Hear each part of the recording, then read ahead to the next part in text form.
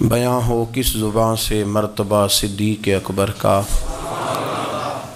بیاں ہو کس زباں سے مرتبہ صدیق اکبر کا، کہ محبوب خدا محبوب ہے صدیق اکبر کا۔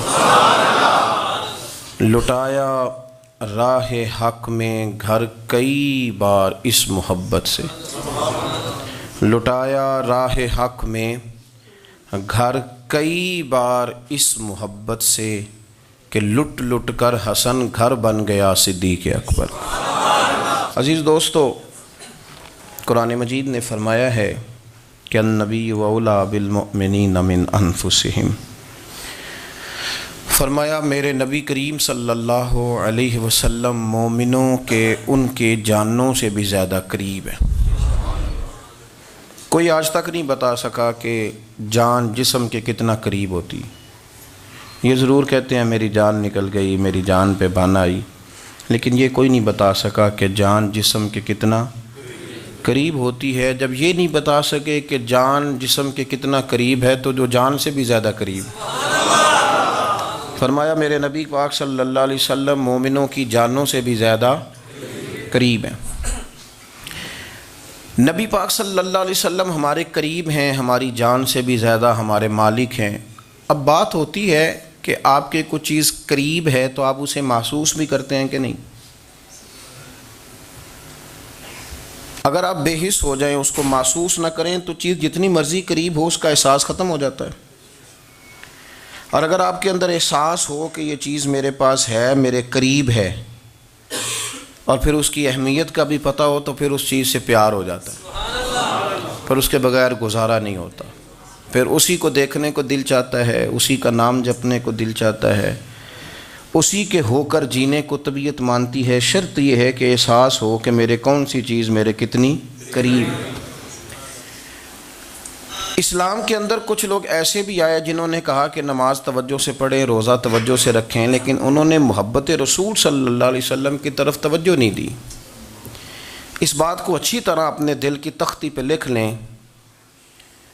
کہ آپ کا بال بچوں سے بھی رشتہ اگر یہ ہونا کہ تمہیں پالنا ہے اور بڑھاپے میں تم نے مجھے پالنا ہے، تو پھر یہ تجارت ہے۔ اور اگر بیوی کے ساتھ بھی آپ کا رشتہ اس بات کا ہو کہ تو نے میرے کپڑے دھونے ہیں، میں نے تجھے خرچہ دینا ہے، تو پھر یہ میاں بیوی کا رشتہ نہیں، پھر یہ تجارت ہے۔ لیکن اگر اولاد سے محبت ہو، گھر میں آپ کا پیار ہو، پھر گھر بنتا ہے، پھر ایک دوسرے کے درد کا احساس ہوتا ہے، پھر تھوڑی سی مشقت کسی کے لیے برداشت کرنے میں بھی مزہ آتا ہے۔ میرے رسول پاک صلی اللہ تعالیٰ علیہ وسلم نے فرمایا اگر تم ایمان کا ذائقہ چکھنا چاہو نا، ایمان کا مزہ کیا ہے، تو فرمایا پھر ہر چیز سے بڑھ کر رب رسول سے پیار کرنا۔ پھر سمجھ لیں اس بات کو، فرمایا اگر تم مزیدار مسلمان بننا چاہو، ایسے نہیں کہ اوہو داڑھی رکھ لی تو لوگ کیا کہیں گے، تو نماز بڑی مشکل ہے جی، میرا دل نہیں لگتا جی، یہ کچی پکی باتیں نہیں۔ اگر تم چاہو کہ تمہیں ایمان کا مزہ آئے، ایمان کا مزہ چکھو، تو فرمایا پھر ساری دنیا سے بڑھ کے اللہ رسول سے پیار کرو۔ تم پیار کرو، تمہیں مزہ آئے گا۔ تم کہتے ہو مسجد آنے کو دل نہیں کرتا، پھر تمہارا یہ دل ہوگا میں نے جانا ہی نہیں مسجد سے، پھر تو جایا ہی نہیں جائے گا۔ جب انسان کو کسی چیز کا مزہ آنے لگ جائے تو پھر تو آپ یقین کریں اس میں مست ہو جاتا ہے وہ، پھر تو دائیں بائیں سوچتا ہی نہیں۔ ایمان کا مزہ یہ ہے کہ ہر چیز سے بڑھ کر بندہ اللہ رسول سے پیار کرے، ہر چیز سے۔ اور سید عالم صلی اللہ علیہ وسلم نے ایک اور بات بھی ارشاد فرمائی، حضور فرمانے لگے تم اس وقت تک مومن ہو ہی نہیں سکتے جب تک تمہاری خواہشات میرے دین کے تابع نہ ہو جائیں۔ یہ پھر سمجھنا ہے آپ کو، تمہاری خواہشات، فرمایا گویا تم نے چاہت بھی وہ کرنی ہے جو تمہارے نبی کی چاہت ہے۔ یہ ایک خاصی لطیف بات ہے، اس کو سمجھیے گا۔ فرمایا تم نے چاہنا بھی وہ ہے جو تمہارے نبی کی چاہت ہے، وہ چاہنا ہے تم نے، اس پر تم نے توجہ کرنی ہے کہ تمہارے محبوب کیا چاہتے ہیں، تمہارے رسول کی کیا چاہت۔ یہ جب تمہارا مزاج بن جائے نا، گویا تم اپنے آپ کو باندھ کے، اپنی خواہشوں کو لپیٹ کے، اپنے جذبات کو کنٹرول کر کے لا کے اپنے نبی کے قدموں میں پھینک دو۔ ایسا نہ ہو کہ حضور کچھ کہیں اور تمہاری چاہت کچھ اور ہو، یہ نہیں. یعنی اگر حضور کی چاہت سادگی ہے تو میری چاہت بھی سادگی ہونی چاہیے. اگر حضور کی چاہت قرآن پاک کی تلاوت ہے تو میری چاہت بھی پھر ایسا نہ ہو کہ حضور قرآن سننا چاہیں میں گانا سننا چاہوں، یہ نہیں. تمہاری چاہتیں، تمہاری خواہشات، یعنی تم سوچو بھی وہ جو تمہارے نبی چاہتے ہیں، تم کرو بھی وہ جو تمہارے رسول چاہتے ہیں. تمہاری طبیعت بدل جائے، تم کیوں کچھ اور سوچو، تمہاری سوچیں حضور کی غلام ہو جائے. حضرت ابو بکر صدیق سردار تھے، مالدار آدمی تھے، بڑی تجارت کی، مال کمایا، نام کمایا، دنیا داری کی، سارے کام کیے. پھر وہ مسلمان ہوئے، اور جس دن مسلمان ہوئے نا اپنے آپ کو اچھی طرح باندھا، جکڑا، ہاتھ پیر باندھ لیے، سوچیں کنٹرول کر لی، اور ہر چیز کو بوری میں بند کر کے رسول اللہ کے قدموں میں پھینک دیا.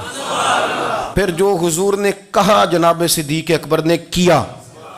پھر حضور جو فرماتے تھے نا کسی اور سے بھی تو صدیق اکبر سمجھ جاتے تھے کہ میرے نبی پاک کی رضا کیا ہے. پھر وہ اپنے آپ کو، پھر انہیں مزہ آیا، پھر انہوں نے جی کے دکھایا، اور اس طرح غلامی کی کہ وہ نبی پاک کے لاڈلے ہو گئے. حضور کو ان سے پیار ہو گیا، سرکار انہیں چاہنے لگے. دیکھیں نا، بندے کو پتہ ہوتا ہے کہ یہ فلانا بندہ جو ہے نا یہ میری مرضی کے بغیر آگے پیچھے ہو سکتا. تو حضرت ابو بکر صدیق، پھر حضور نے جناب صدیق اکبر سے پیار کیا. حدیث کے راوی ہیں مولا علی شیر خدا کرم اللہ تعالی وجہہ الکریم. کسی نے پوچھا تھا علی آپ بتائیے نبی پاک علیہ السلام کو سب سے زیادہ پیار کس کے ساتھ تھا؟ تو آپ فرمانے لگے سیدہ عائشہ صدیقہ کے ساتھ. تو وہ کہنے لگا میں نے تو مردوں میں پوچھا تھا. تو حضرت علی فرمانے لگے وہ بھی کوئی مشکل سوال نہیں، حضور کو مردوں میں سب سے زیادہ پیار عائشہ کے باپ ابو بکر صدیق سے تھا. اچھا یہاں ایک اور لطف کی بات ہے، اسی مشکات میں یہ حدیث ہے تو اسی مشکات میں کی دوسری حدیث بھی سنیں. کسی نے حضرت عائشہ صدیقہ سے پوچھا کہ نبی کریم کو سب سے زیادہ پیار کس کے ساتھ ہے؟ کہنے لگی یہ کوئی پوچھنے والی بات ہے، سیدہ فاطمہ زہرا کے ساتھ.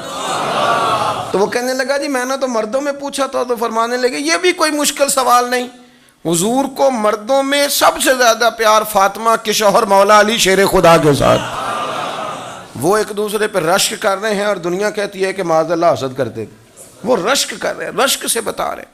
حضور کو پیار تھا جناب صدیق اکبر سے. کئی دفعہ نا کچھ اپنے بھی بوجھ بننے لگتے ہیں، وہ مرضی کے مطابق نہیں چلتے. وہ تھوڑی سی اپنی بھی خواہش شامل کر، تھوڑی اپنی بھی انا شامل کرتا ہے. تیری اگر انا یار کے مقابلے میں آ گئی تو دنیا کا سب سے کمزور آدمی ہے. تو کنگال بندہ ہے کہ محبوب کے رستے میں تیری انا آ گئی، غلامی کے رستے میں تیرا وجود آ گیا، اور فقیری کے رستے میں تیری ذات آ گئی. تو کنگال آدمی ہے، تو سیاڑا نہیں، دنیا کا سب سے پاگل آدمی ہے. حضرت صدیق اکبر نے اپنے آپ کو لپیٹ کے حضور کی بارگاہ میں پیش کی. کبھی کوئی شے رستے میں آئی، نہ باپ، نہ بچے، نہ گھر، نہ دولت، نہ جوانی، نہ شہرت، نہ اقتدار، نہ وقار، کوئی شے نہیں. اور حضور سید عالم صلی اللہ علیہ وسلم کا نا انہوں نے قرب پا لیا، محبوب کو راضی کرنے میں نا کامیاب ہو گئے. سرکار ان سے پیار کرنے لگے. شاہ ولی اللہ صاحب کہتے ہیں ازالت الخفا میں، نبی پاک صلی اللہ تعالیٰ علیہ وسلم نے یوں بیٹھے بیٹھے ایک دن صحابہ سے فرمایا یار روز نہ بیٹھے رہا کرو، وقفے سے ملا کرو. کچھ لوگ زیادہ ساتھ رہنے لگتے ہیں تو ادب نہیں نہ رہتا، ان کو احساس نہیں ہوتا کہ میں کیا کر رہا ہوں. تو نبی کریم صلی اللہ تعالیٰ علیہ وسلم نے صحابہ کے مجمع پہ نظر ڈال کے فرمایا. حضور فرمانے لگے روز نہ ملا کرو، وقفے سے ملنے سے محبت بڑھتی ہے. حضرت صدیق اکبر بھی مجمع میں بیٹھے تھے، وہ بھی 3 نمازوں میں نہ آئے تو پیچھے ہی نماز پڑھ کے چلے گئے. ایک روایت ہے عصر مغرب عشاء، اور دوسری جگہ لکھا کہ نہیں ظہر عصر مغرب تھی. پیچھے نماز پڑھی چلے گئے، پھر عصر پڑھی چلے گئے، پھر مغرب پڑھی. اور حضور نے زور کے بعد حضرت انس بن مالک سے پوچھا ابو بکر نہیں آئے؟ پھر عصر کے بعد پوچھا ابو بکر نہیں آئے؟ پھر مغرب کے بعد پوچھا ابو بکر نہیں آئے؟ تو حضرت انس بن مالک کہتے ہیں میں بھی حیران تھا کہ وہ نماز تو پڑھ کے گئے ہیں، اور حضور کا طریقہ تھا کہ سلام پھیر کے پیچھے دیکھتے تھے. تو حضور نے دیکھ لیا، پھر بھی 3 دفعہ پوچھا کہ وہ آئے نہیں. سمجھے میری بات کو؟ حضور فرما رہے ہیں نماز پڑھنے تو ساری دنیا ہی آتی ہے، وہ تو اسپیشل آیا کرتا تھا، وہ آیا نہیں. آئے نہیں جناب صدیق اکبر. تو حضرت انس کہتے ہیں میں نے جا کے دروازے پہ دستک کی. حضرت انس قریب رہتے تھے نا حضور کے, تو نبی پاک کے لاڈلے تھے, تو پھر لوگ بھی ان کا لاڈ دیکھتے تھے کہ یہ حضور کا قریبی ہے. تو کہتے ہیں میں نے دروازے پہ دستک دی تو حضرت ابو بکر صدیق فرمانے لگے کیسے آئے ہو؟ میں نے کہا یار آپ چنگے سیانے بندے. حضور نے 3 دفعہ پوچھا ہے, 3 دفعہ پوچھا ہے. تو حضرت سیدنا ابو بکر صدیق دوڑے آئے, حضور حکم ہو. تو نبی کریم نے فرمایا یار سارا دن تو نظر ہی نہیں آیا, تو کدھر تھا تو؟ سارا دن ملا ہی نہیں. اللہ کرے آپ کے اس جملے کے حسن کی سمجھ آئے. آپ دیکھیں جو چاشنی یہاں ٹپک رہی ہے, جو وقار یہاں ٹپک رہا ہے, ذرا اس کا مزاج تو دیکھیں. اور یار تو نظر ہی نہیں آیا سارا دن. تو حضرت صدیق اکبر کہتے ہیں کوئی بات بھی نہیں تھی پر میں رو پڑا. میں نے کہا حضور آپ نے تو فرمایا تھا کہ ذرا وقفے سے ملا کرو, محبت بڑھتی ہے. تو حضور فرمانے لگے ابو بکر میں نے کہا تھا پر تجھے تو نہیں نہ کہا تھا, تو کوئی اور تھے جن کو کہا تھا, تجھے تھوڑا کہا تھا. اور اتنے بڑے جملے نہیں ملیں گے. رسول کریم فرمانے لگے تو یہیں رہا کر, تو رہتا ہے تو میرا دل لگا رہتا ہے, یہیں رہا کر میرے پاس رہا, تو نہ جایا کر یار, تو ادھر ہی رہا. او پانی پر نہ سہیلیاں رنگا رنگ کڑے, او سجنوں اسی تے پریا اس دا جانیے جس دا توڑ چڑھے. آپ ذرا اس لطف کو آپ دیکھیں, اس ذائقے کو. میرا دل کرتا ہے کہ میں یہ حدیث نا لوگوں کی روحوں تک اتار دوں. حضور فرماتے ہیں میں نے جس کے سامنے دین پیش کیا اس نے دلیل مانگی.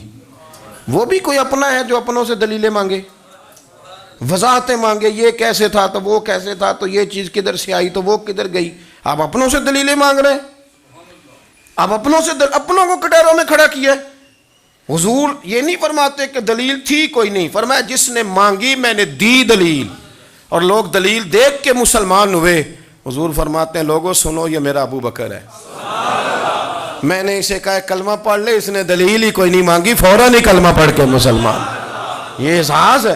یہاں تو تھک گئے لوگ اپنوں کو دلیلیں دیتے, وہ جی ویسے کیسے تھا, تو ایک بندہ یہ کہہ رہا تھا تو دوسرا کہنے دے جو دنیا کہتی ہے, تو اپنی بات کر, تو بتا تو کیا کہتا ہے, اپنی رائے بیان کر, تیرا نظریہ کیا ہے, تیرا ذوق کیا, تو چھوڑ لوگ کیا کہتے ہیں, اپنی بات کر. اگر ابو بکر صدیق لوگوں کے کہنوں پہ چلتے تو مکہ تو سارا کچھ اور کہہ رہا تھا. اس وقت تو کچھ تھا ہی نہیں جو کہتا کہ نہیں تو ٹھیک چل رہا ہے, دنیا ساری کچھ اور کہہ رہی تھی. لیکن صدیق اکبر کہہ رہے تھے نہیں نہیں, سچ وہ ہے جو مدینے والے رسول فرماتے ہیں, سچ وہ ہے جو میرے آقا نے فرمایا ہے. اپنی زندگی میں انہوں نے بتایا لوگوں کو کہ دین کا مزہ لینا ہے تو پھر ذرا غلامی کر کے آتا ہے, پھر ذرا پورا پیار کر کے آتا ہے, پھر پوری محبت دے کے پھر غلامی کا مزہ. حضرت اسماء بنت ابی بکر صدیق فرماتی ہیں کہ نبی پاک صلی اللہ تعالی علیہ وسلم نا حرم شریف میں داخل ہوئے ایام مکہ میں, مکے کے دن تھے, حضور حرم مکہ میں داخل ہوئے. کافروں نے, ابو جہل نے پہلے سے سازش کی ہوئی تھی. جیسے ہی حضور اندر داخل ہوئے تو شور کرنے لگا, کہنے لگا یہ تمہارے بتوں کو برا کہتے ہیں, اور تمہیں شرم نہیں آتی, یہ تمہارے معبودوں کو گالی دیتے ہیں, معاذ اللہ یہ برا کہتے ہیں, میں خیال نہیں آتا. لوگوں کو اشتعال دینے لگا. لوگ مختلف جگہوں سے اکٹھے ہو کے حضور کے گرد جمع ہو گئے. آپ نے کہا ہے کہ بت جھوٹے, حضور فرمانے لگے کہا ہے. آپ نے کہا ہے کہ یہ کچھ نہیں کر سکتے, فرمایا کہا ہے. آپ نے کہا ہے یہ کوئی نفع نقصان نہیں دیتے, حضور فرمانے لگے کہا ہے. رسول کائنات صلی اللہ علیہ وسلم سے جو سوال پوچھا حضور نے بیان کیا. چاروں جانب سے وہ نبی کریم پر ٹوٹ پڑے, معاذ اللہ مارنے لگے. حضرت صدیق اکبر گھر میں بیٹھے کھانا کھا رہے تھے. کسی نے کہا ابو بکر وہ تو حرم میں حضور کو مار رہے ہیں, نہ سر پہ ٹوپی نہ پیروں میں جوتا. ابو بکر دوڑے, سر پٹ دوڑے, بھاگے. حضور زمین پہ لیٹے ہوئے تھے, وہ تکلیف دے رہے تھے. حضرت صدیق اکبر نے 2 کو پکڑ کے ادھر پھینکا, 4 کو ادھر پھینکا, 5 کو ادھر پھینکا. ایک جملہ بار بار زبان سے کہتے, ظالموں انہیں مارتے ہو جو تمہاری نجات کا سامان لے کے آئے, انہیں تکلیف دیتے ہو جو کہتے ہیں اللہ میرا رب ہے, انہیں مارتے ہو, شرم نہیں آتی. اب انہوں نے حضور کو چھوڑ کے تو جناب صدیق اکبر کو مارنا شروع کیا. حضرت صدیق اکبر, عقبہ بن ابی معیط, عتبہ اتیبہ, ان کے ہاتھوں میں جوتے تھے. آج کل جوتے وہ نہیں ہوتے جو اس زمانے میں تھے, جوتا ہوتا تھا لکڑی کا, کھڑاؤں کہتے تھے. وہ جوتے پکڑ لیے اور جناب صدیق اکبر کے سر پہ مارنے شروع کیے. سر پہ جوتے لگ رہے ہیں, لگتے جا رہے ہیں, خون بہتا جا رہا ہے. حضرت صدیق اکبر نے بازو کھولے ہوئے, بے ہوش ہو کے گرے. حضرت اسماء کہتی ہیں میرے والد کو لوگ گھر لائے تو سر بھی سارا لہو سے بھرا ہوا تھا، چہرہ بھی سارا لہو سے بھرا ہوا تھا. عشق تے اگ دوویں ایک برابر، عشق تے اگ دوویں، عشق تے اگ دوویں ایک برابر، پر عشق دا سیک ودھیرا. اگ تے ساڑے ککھ تے کانے، عشق ساڑے تن میرا. اگ دا دارو می تے پانی، کوئی دسے ہاں پلا عشق دا دارو کیڑا. سجنا اتھے کچھ نہیں بچدا جتھے عشق ہوراں دا ڈیرا. حضرت صدیق اکبر کو گھر لائے تو لہو لہان ہے سارا وجود، خون بہہ رہا. جناب اسماء کہتی ہے میں نے سر پہ ہاتھ رکھا، دیکھوں کہاں کہاں میرے والد کو، میں رو رہی ہوں. میں نے سر پہ ہاتھ رکھا تو کہتی ہیں بال بھی میرے ہاتھ میں آ گئے، اور سر سے چمڑی بھی اتر کے میرے ہاتھ میں آ گئی، گوشت بھی سر سے اترنے لگا.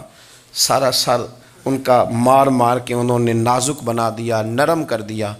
آپ فرماتی ہیں وہ بے ہوش تھے، ہم ان کے منہ میں دودھ ڈالتے تھے، لیکن وہ جب بھی آنکھ کھولتے تھے تو زبان پر ایک ہی لفظ تھا، ظالموں انہیں مارتے ہو جو تمہیں کہتے ہیں میں اللہ کا رسول بن کے آیا، انہیں مارتے ہو.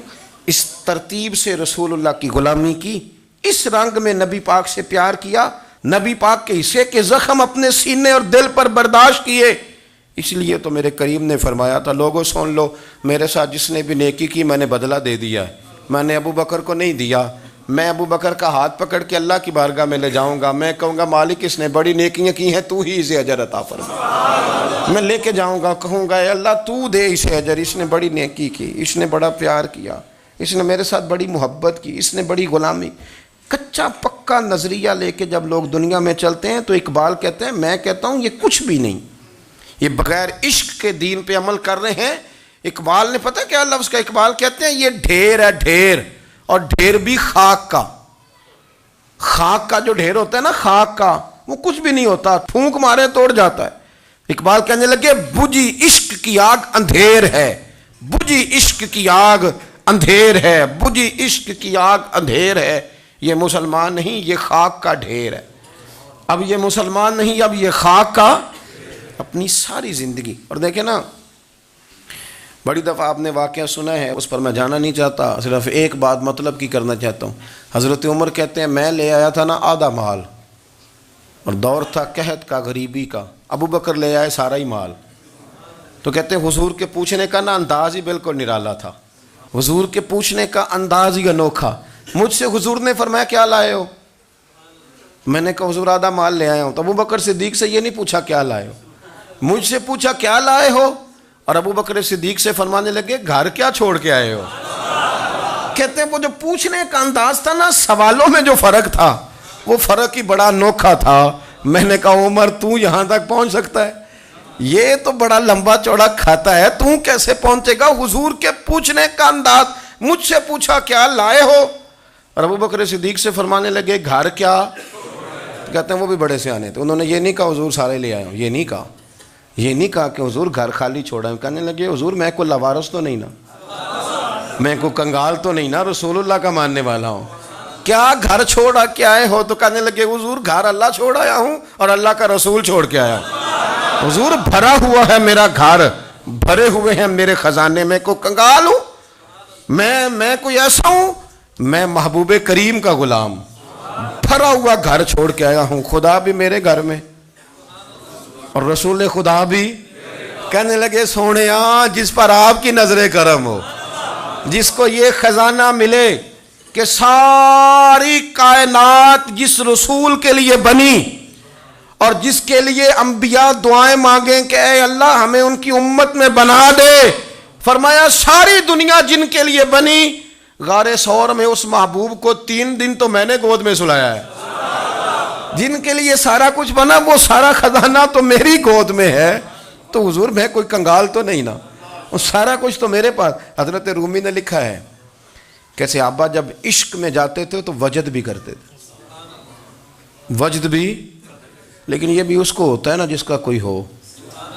جن بندوں کو پتہ نہیں نا اس رستے کا یہ کیا ہے، تو مقدر سکندر کا دیکھو پیاسے چلے جا رہے ہیں کنارے کنارے، پتہ کو نہیں ہوتا، دور کھڑے ہو کے تنقید کر رہے ہوتے ہیں، پتہ نہیں نا بیچاروں کو، وہ مزہ چکھا نہیں، نہ اس داستان سے گزرے ہیں، نہ کبھی وہ رنگ ان پہ آیا ہے، نہ وہ شام کبھی آئی ہے جب وہ کسی کے لیے رو کے رات گزار دے، نہ انہیں خبر ہوتی ہے، وہ دور کھڑے ہو کے کہانیاں سنا رہے ہوتے ہیں۔ تو مجھے کبھی لوگ کہنا فلانا بندہ اعتراض کر رہا تھا، تو میں کہوں تھا باندھا ہے، اس لیے کہ اسے پتہ ہی نہیں پانی کتنا گہرا ہے، وہ کبھی اترا ہی نہیں، تو وہ جو کر رہا ہے اسی جگہ پہ وہ بیچارے کو پتہ نہیں نا، وہ صحیح چل رہا ہے۔ حضرت ابو بکر صدیق 3 دن نبی پاک کو 3 دن غار ثور میں اکیلے تھے، دوسرا کوئی شریک نہیں تھا، یہ کسی اور کے حصے میں نہیں آیا، یہ کسی اور کے حصے میں کسی کے حصے میں نہیں آیا، اور 3 دن وہاں اکیلے رہے، اور پھر 12 سال قبر انور میں۔ حضرت عمر تو 12 سال کے بعد آئے نا، 12 سال روضہ انور میں بھی نبی پاک کے ساتھ اکیلے رہے۔ یہ اعزاز ہے، اس اعزاز کو کبھی سمجھیں۔ عارف رومی کہتے ہیں کہ جن حضرت عمر نے جا کے منت کی، کہنے لگے ابو بکر تو میرا یار ہے، میرا تیرا یارانہ ہے، ایک بات میرے ساتھ پیار کر۔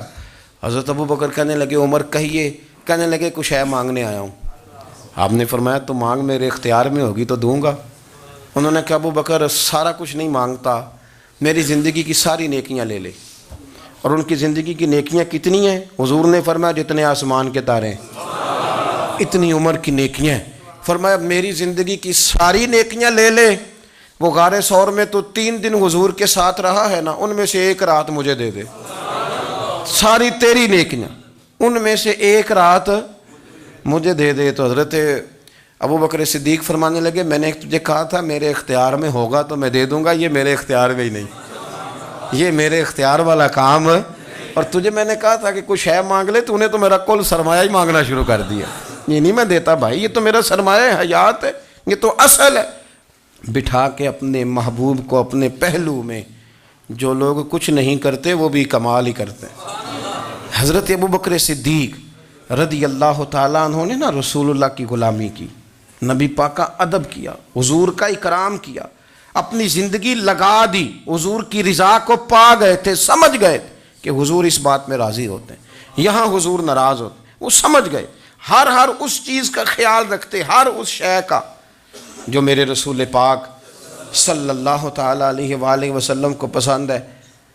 حضور کا وصال ہوا نا، تو امام حسن اور امام حسین کی عمریں ابھی 7 8 سال 9 سال کے بیچ تھیں، تو حضرت مولا علی شیر خدا رضی اللہ تعالیٰ عنہ کے ساتھ امام حسن آئے مسجد میں، تو ممبر پہ بیٹھے ہوئے دیکھا حضرت ابو بکر صدیق کو، تو کہنے لگے نیچے اترنا، میرے نانا کا ممبر ہے۔ بچوں کو بڑی پہچان ہوتی ہے نا ابا کے کپڑوں کی، سے پتہ ہوتا ہے کہ یہ میرے نانا کا ہے، یہ میرے، نیچے اترو یہ ممبر میرے نانا کا ہے۔ تو حضرت علی المرتضیٰ نے جلدی سے پکڑا اور پکڑ کے فرمایا ذرا حسن یہ کیا کہہ رہے ہو؟ اب دیکھیں نا بچہ یہاں کسی کا شور کرے تو میں آپ کو جمعہ چھوڑ کے بچے کی تھوڑی سنوں گا، میں کہوں گا کہ بھائی ٹھیک ہو گیا، بچے کو لے جاؤ ذرا اسے پیچھے کرو، جمعے کے بعد بات کرتے ہیں۔ لیکن وہ تھے نا رسول اللہ کے نواسے، اور حضرت ابو بکر صدیق عظمت اور شان کو سمجھتے تھے، انہوں نے کہا نیچے اتریے میرے نانے کا ممبر ہے۔ تو حضرت صدیق ایک بار نیچے اتر کے کھڑے ہو گئے۔ تو ایک جملہ، باقی بزرگوں نے بھی بڑا کچھ لکھا ہے، پر یہاں ایک بات شاہ عبد العزیز محدث دہلوی نے لکھی ہے، حضرت صدیق ایک بار رو پڑے، کہنے لگے حسن اگر ممبر تیرے نانا کا ہے تو ابو بکر بھی تو تیرے نانا کا ہی ہے نا، یہ کوئی باہر سے تو نہیں نا آیا، یہ بھی تیرے نانا کا ہے۔ تو حضرت امام حسن ہنسنے لگے، فرمانے لگے ٹھیک ہو گیا، بیٹھ جائیں ممبر پہ، پڑھائیں جمعہ۔ سمجھ آ گئی ہے بات کی، پڑھائیں جمعہ، آپ کی بات کی مجھے سمجھ آ گئی ہے کہ اگر ممبر نانا کا ہے تو ابو بکر بھی تو انہی کا ہے نا جناب صدیق اکبر۔ اپنی زندگی وفاداری کے ساتھ، غلامی کے ساتھ، اور ادب نہیں چھوڑا ایک منٹ کے لیے، ایک سیکنڈ کے لیے۔ رسول کائنات صلی اللہ علیہ وسلم کے اگر کوئی بے ادبی کرتا تھا تو انہیں جلال آتا تھا۔ آپ کو ایک بات بتاؤں، غیرت نہ عشق کا حصہ ہوتی ہے۔ ہم بڑے شریف لوگ ہیں، پر ہم کہتے ہیں سارے کام کرنا، حضور کے بارے میں بات کوئی نہ کرنا، یہ نہیں ہم برداشت کرتے۔ وہ کس طرح کا عاشق ہے کہ محبوب کے خلاف بات بھی سن گئے؟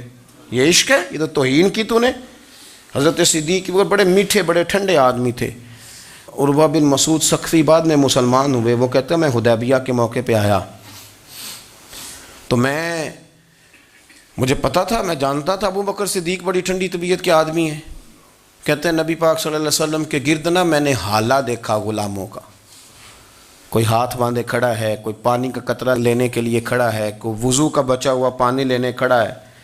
تو چونکہ وہ آئے تھے کافروں کی طرف سے تو تنقید کرنے والے کو کہانیاں بڑی مل جاتی ہیں. تو فوراً عروہ بن مسعود ثقفی کہنے لگے اے محمد ابن عبداللہ صلی اللہ علیہ وسلم آج یہ آپ کے گرد کھڑے ہیں، پر جب تلواریں چمکیں گی تو دوڑ جائیں گے. تلواروں کے سامنے کھڑا ہونا آسان نہیں. تو حضرت صدیق ایک بار پیچھے کھڑے تھے، نبی پاک ٹھنڈے مزاج کے آدمی تھے، پر بات ہوئی تھی نا سرکار کے بارے میں، تو دوڑ کے آگے آئے اور اتنا سخت جملہ کہا، کہنے لگے جا جا کے لات و منات کی شرم گاہ چاٹ، تو کہتا ہے کہ ہم حضور کو چھوڑ جائیں گے؟ میں نبی پاک کے باقی غلاموں کی بات نہیں کرتا، تیرے پاس جتنے سور میں ہیں نا تو سارے لے کے آ، اور نبی پاک کے دفاع کے لیے صرف ابو بکر کی تلوار ہی کافی ہے. تو لا تیرے پاس جتنے سور میں ہے، لا میدان کو، تو لا نہ تیرے پاس جتنے سور میں ہیں.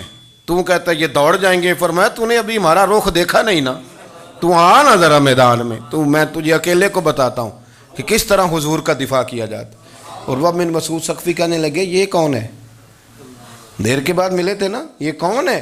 انہوں نے کہا یہ ابو قحافہ کے بیٹے ابو بکر صدیق ہیں. تو عروہ بن مسعود کہنے لگے یہ تو بڑی ٹھنڈی طبیعت کا بندہ تھا. انہوں نے کہا ٹھنڈا ہی ہے، ہم شریف بڑے ہیں پر حضور کے غلاموں کے لیے، اور اگر آئے کوئی شریر، اگر کوئی آئے تو چلو کسی درویش دی گل کر لینے. وہ کہتے ہیں اٹ سٹ تے پکھڑا کوار گندل، پھر اسی اور بھی بوٹیاں جاننے ہیں، پھر ہمیں سارا پتا ہے، پھر ہمیں نا سارے طریقے، اٹ سٹ تے پکھڑا پھر اسی اور بھی بوٹیاں جاننے ہیں، پھر نہ ہم کر لیں گے حل، ہمیں وہ حل کرنا بھی آتا ہے. لیکن شریف اس کے لیے جو رسول اللہ کا ادب کرے، جو نبی پاک کی. حضرت صدیق اکبر مؤدب ترین آدمی.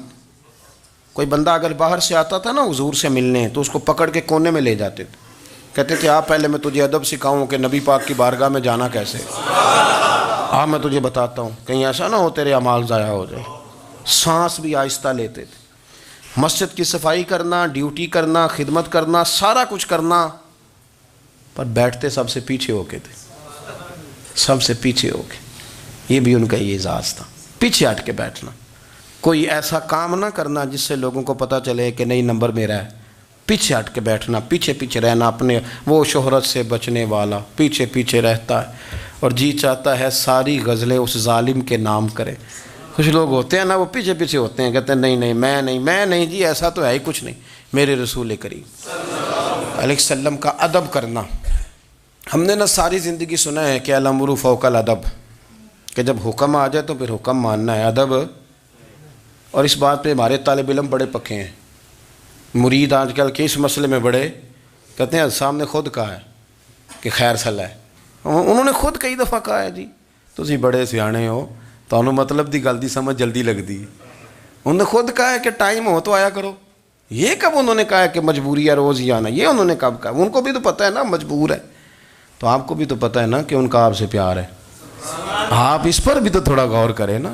لیکن ہم مرضی کا وہ ایک آدھ فکرہ نا، مرضی کا. وہ ایک طالب علم یہاں سے گیا تو میرا دل نہیں تھا جائے، تو وہ کہنے لگا جی مجھے حضرت صاحب نے خود کہا ہے، حضرت صاحب نے خود کہا، میں پوچھ کے آیا ہوں. تو جو ہمارے کچھ سنگی تھے بیچ میں پیار والے، وہ کہنے لگے وہ آندہ میں پوچھ کے آیا. میں کیا آندہ وہ بھی ٹھیک ہی ہے. تو انہوں نے آکھیا سی میں جاواں تو میں انہوں کی آندہ. میری بات کی سمجھ آئی ہے نا جی. جب ارادہ ہوا تو پھر ابے کو منا کے بھی آ گئے. جب ارادہ ہوا تو ابا جی کو میں نے جانا ہے بزرگوں کے پاس ملنے جانا ہے. اور جب ارادہ نہ ہوا تو کہنے لگے حضرت صاحب نے خود فرمایا ہے کہ ابا راضی ہوگا تو اللہ راضی ہوگا. چھٹی مرضی کا ہے نا مزاج، تو مرضی کی کہانی. تو میں الحمدللہ مجھے تھوڑا سا پتہ ہے، ویسے بھی اپنے بال بچے کا پتہ ہوتا ہے.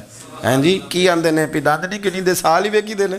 مجھے بھی پتہ ہوتا ہے کہ آج کہاں کہاں کس کس انداز میں کیا کیا کہانی ہے، کہاں کہاں کیا سٹوری ہے. تو کبھی کبھی یہ سارا پیار ہی ہے، یہ بھی سارا اس میں بھی پیار ہی ہے. پتہ چل جاتا ہے کہ کل کہاں سے بات کر رہا تھا اور آج بات کہاں کر رہا ہے. یہ اپنا اپنا مزاج ہوتا ہے نا، اپنی طبیعت کے مطابق چلنا ہے. سنا یہی ہے کہ الامر فوق الادب، کہ جب حکم مل جائے تو پھر ادب نہیں کرنا، پھر حکم پہ. پر حضرت صدیق اکبر نے نرالا ہی کام کیا. حضور سید عالم صلی اللہ علیہ وسلم ایک صلح کرانے گئے، فرمایا میں دیر سے آیا تو جماعت کرا لینا. عصر کی نماز کا وقت ہو گیا، سیدنا بلال حبشی نے اقامت پڑھ دی، صدیق اکبر مصلی پہ کھڑے ہو گئے. اتنی دیر میں حضور بھی آ گئے. نماز میں لقمہ وہ دے گا جو نماز میں شامل ہو. ٹوٹیوں پہ کھڑا بندہ لقمہ نہیں دے گا. پہلے وہ آ کے اللہ اکبر کہے شامل ہو، پھر لقمہ دے۔ حضور آئے، صحابہ نے ہاتھوں پہ ہاتھ مارنے شروع کیے، اطلاع کر رہے ہیں کہ لوگوں حضور آ گئے۔ سرکار اگلی صف کے قریب پہنچے تو جناب صدیق اکبر نماز پڑھا رہے تھے۔ نماز، لوگ تو بغیر نماز کے ادب کرنے پر اعتراض کرتے ہیں، میں بخاری شریف کی حدیث پیش کر رہا ہوں، نماز پڑھا رہے تھے، انہیں پتہ چل گیا نا حضور آئے ہیں، تو ایک قدم نماز سے پیچھے ہٹا لیا۔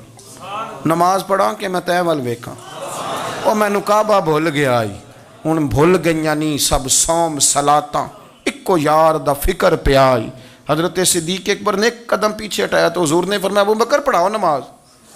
پھر دوسرا قدم پیچھے ہٹایا تو فرمایا پڑھاؤ نماز۔ تیسرا قدم پیچھے ہٹایا۔ ہم نے آج تک یہی سنا ہے کہ حکم ہو جائے تو حکم ماننا ہے، ادب، اور ہمارے ہاں یہی ہوتا ہے، پھر لوگ حکم ہی مانتے ہیں، پھر ان کو ادب بھول جاتا ہے۔ لیکن جناب صدیق اکبر 3 دفعہ حکم آیا پر پیچھے ہٹ گئے، حضور مصلی پہ گئے، نماز پڑھائی۔ نماز کے سلام کے بعد نا حدیث میں مختلف حکم آیا، استغفار پڑھو، اللہ اکبر کہو، آیت الکرسی پڑھو، 33 بار سے مختلف اذکار آئیں، پر حضور نے آج کوئی ذکر نہیں، کوئی وظیفہ نہیں۔ سلام پھیرتے کہ ابو بکر میں نے جو 3 دفعہ کہا تھا نماز پڑھاؤ تو پڑھائی کیوں نہیں؟ ایک دفعہ نہیں 3۔ کبھی کبھی ہم بھی ناراض نہیں ہو جاتے، وہ تینوں 100 بار ہی آکھیا ہے، کہا 3 دفعہ جو کہا تھا نماز پڑھاؤ تو پھر پڑھائی۔ تو حضرت صدیق اکبر رو پڑے، ہاتھ دونوں باندھ دیے، گھٹنے زمین پہ رکھ دیے، عرض کرنے لگے کیا جملہ ہے، کیا ترتیب ہے۔ عرض کرنے لگے یا رسول اللہ، ابو قحافہ کے بیٹے کی اتنی بھی جرت نہیں کہ مدینے والے رسول کو نماز پڑھائے، میں اتنا بھی جرت مند نہیں ہو گیا حضور، میں کیسے آپ کے آگے کھڑا رہتا اور آپ میری، یعنی عین نماز کی حالت میں، عین حالت نماز میں بھی ادب، نماز پڑھا کہ میں تیں ول ویکھاں، ان کا بھول گیا، میں نے بھول گئیاں نہیں سب صوم صلاتاں، اکو یار دا فکر پہ آئی۔ دوستو، حضرت ابو بکر صدیق رضی اللہ تعالیٰ عنہ کا عشق، ان کا پریم، ان کا پیار، ان کی باتیں، ایک دن نا حضور کے وصال کے بعد اچانک نہ اس طرف جا رہے ہیں، خاصے مسجد سے دور چلے گئے۔ تو حضرت عمر تھوڑا طبیعت کو جانتے تھے، جناب عمر پیچھے دوڑے، کہنے لگے کدھر جا رہے ہو؟ چپ کر گئے، کیا ہوا، کدھر جا رہے تھے؟ ابو بکر سیانے بندے امیر المومنین، کہاں جا رہے؟ تو رو پڑے، کہنے لگے ایک دفعہ نا حضور سفر پہ گئے ہوئے تھے تو اس طرف سے واپس آ گئے تھے، تو مجھے خیال آیا شاید اس طرف سے آ نہ رہے ہوں۔ حضرت عمر رو پڑے، کہنے لگے ابو بکر اب تو حضور نے پردہ کر لیا، جنہاں دے دل بر جانی وچھڑن، کون روے پھر تھوڑا، سب روگاں دا روگ محمد جس دا نام وچھڑ۔ آپ ساری سیرت کی کتاب میں پڑھ لیں گے تو ابو بکر صدیق کا وصال کس بیماری سے ہوا، لوگوں نے قول کیے ہیں کہ وہ سانپ کا زہر آ جاتا تھا، فلاں چیز تھی، لیکن کو بندہ وجہ تلاش کر سکا، کیا وجہ تھی وصال ہو گیا، کیا بیماری تھی، کیا تکلیف تھی، باقی وجوہات آپ کو ملیں گی۔ حضرت عثمان غنی شہید ہو گئے، حضرت عمر شہید ہو گئے، مولا علی، ابو بکر صدیق چلے گئے 63 سال کی عمر، وجہ کوئی نہیں بتائے گا۔ جب شدید بیمار ہوئے تو حضرت عمر فاروق نے ایک طبیب بلایا، وہ بڑا سیانا تھا، اس نے سارا چیک کیا تو نباز تھا، کہنے لگا یار کوئی بیماری تو سمجھ میں نہیں آتی۔ تو حضرت عمر تھوڑا سا جلال میں، یرانہ تھا نا، جلال میں کہنے لگے ابو بکر مسئلہ کیا ہے، دن بہ دن کمزور ہوتے جا رہے، نماز پڑھانے کھڑے ہوتے ہو تو ٹانگیں کانپتی ہیں، مسئلہ بتائیں کیا ہے، طبیب اتنا بڑا ہے، یہ تو بندہ کا چہرہ دیکھ کے بیماری بتا دیتا ہے، اور یہ کہہ رہا ہے کوئی بیماری نہیں۔ تو حضرت صدیق اکبر خاموش ہیں۔ پھر حضرت عمر کہنے لگے ہم سارے آپ کی وجہ سے چلتے ہیں، لوگ سارے پریشان ہیں، آپ حضور کے جانشین بتاتے کیوں نہیں؟ جب تیسری دفعہ کہا تو حضرت صدیق اکبر کہنے لگے عمر زیادہ باتیں نہ کر، تجھے پتہ نہیں مجھے کیا بیماری ہے؟ نہیں پتہ تو میں بتاؤں؟ نہیں پتہ تجھے، بول۔ تو جناب عمر رو پڑے، کہنے لگے ابو بکر مجھے پتہ ہے، آپ کا دیدار کے بغیر کام نہیں چلتا، وقت نا لمبا ہو گیا، چر ہو گیا، مینوں ترلے لیندیاں، کدی موڑ میرے ول واگا، خواب میری وچ ایک وار جہاں میں ساری عمر نہ جاگا، مجھے پتہ ہے آپ کے مرض کا، پر ابو بکر امت کو ضرورت بھی تو ہے نا۔ تو حضرت صدیق اکبر کہنے لگے بس ہو گئی ہے، اب میری وصیت یاد رکھنا، جب میں دنیا سے جاؤں تو اٹھا کے میرا جنازہ قبر رسول پہ لے جانا، اور پہلے پوچھ لینا کہ ابو بکر حاضر ہے، اجازت ہو تو مجھے دفن کر دینا، ورنہ جنت البقیع میں۔ تو لوگ کہتے ہیں ابھی جنازہ ہی رکھا ہی تھا، کہ دروازہ اندر سے خود بخود کھل گیا اور آواز آئی اب دیر نہ کرو محبوب کو محبوب کے ساتھ ملا دو. پانی پرن سہیلیاں رنگا رنگ کڑے اسی پریا اس دا جانیے جس دا. میں نے شروع میں ایک بات کی تھی کہ اپنی خواہشات کو نا حضور کا غلام بنا دیں. سوچیں سمجھیں کہیں وہ لفظ جو مدینے والے رسول کو پسند ہیں. پھر دیکھنا مسلمان ہونے کا مزہ آئے گا, پھر ذائقہ نصیب ہوگا. اللہ ان کے درجات بلند فرمائے. آخر دعوانا الحمد.